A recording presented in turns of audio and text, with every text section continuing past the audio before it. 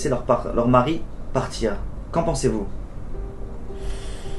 Akadosh Baruch Hu a été prêt à effacer son nom pour les Shlom Bayit. Et de l'autre côté, dans les livres de Rabbeinu, il est impératif d'aller à Ouman et qu'aucun obstacle ne doit se tenir au travers de ce chemin de rejoindre Rabbi Nachman à Ouman, selon en tout cas les enseignements qui nous ont été prodigués depuis des siècles. Il y a plusieurs problèmes majeurs.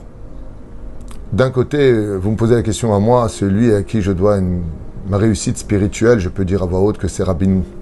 J'étais à Ouman, je n'ai jamais été déçu de ce voyage, je suis toujours revenu avec des réponses et des souhaits exaucés. Pendant les années, donc, je suis plutôt mal placé pour dire de ne pas aller à Ouman, puisque j'y ai vécu énormément de miracles. De l'autre côté, j'ai un maître qui s'appelle Maran Harav Ovadia Yosef Zecher Tzadik Vekadosh Ivracha, qui lui dit que l'esprit de famille est plus important que de passer les fêtes en dehors de la terre d'Israël, même pour aller chez Rabbeinu. Donc aujourd'hui, dans l'instant T, il y a des problèmes de guerre. J'ai reçu énormément de mails, de messages de femmes qui ne veulent pas que leur mari parte à Ouman cette année, parce que la guerre n'est pas encore finie, qu'elles ont accepté d'autres années. Elles ne sont pas hostiles. Et de l'autre côté, il y a aussi l'esprit de famille, de faire aussi Rosh Hashanah un petit peu en famille.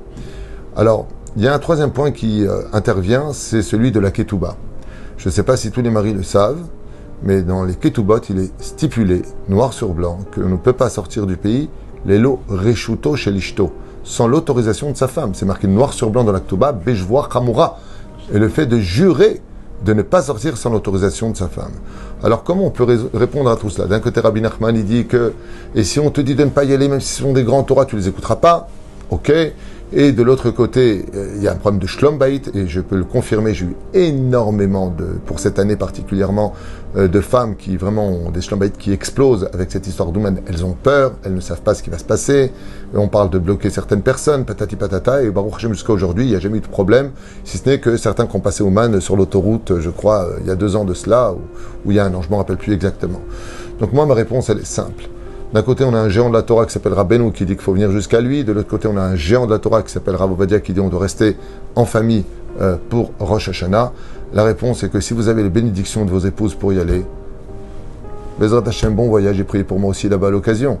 Mais si ce n'est pas le cas, vous êtes tenu, que vous le vouliez ou pas, par la ketouba de toute façon qui ne vous permet pas de sortir du pays dans lequel vous êtes sans l'autorisation et la bracha de votre femme.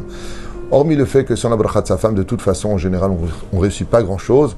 Mais j'ai fait un cours sur ça qui, de l'autre côté, exprimait que si les femmes étaient conscientes de l'importance d'être près de Rabbeinu, elles y gagneraient tellement qu'elles-mêmes les enverraient. Après, les problèmes de sécurité, tzadik bemunato yichye, chacun avec ses convictions, chacun avec ses craintes, chacun avec son niveau d'émouna, chacun avec ses convictions d'aller là-bas sur place. Et puis d'autres qui disent que pas du tout, le corps de Rabbeinu a été emmené à Tzfat, enterré dans la tombe de Chana et de ses 7 enfants. Après, c'est chacun son domaine, chacun sa façon d'adhérer aux choses. Mais ce que je sais, c'est que le Shlom Bayit passe avant tout dans ce genre de questions. Surtout que la femme a un joker, c'est qu'il faut la bracha de la femme pour pouvoir réussir, même chez Rabbeinu. Merci beaucoup, Rav.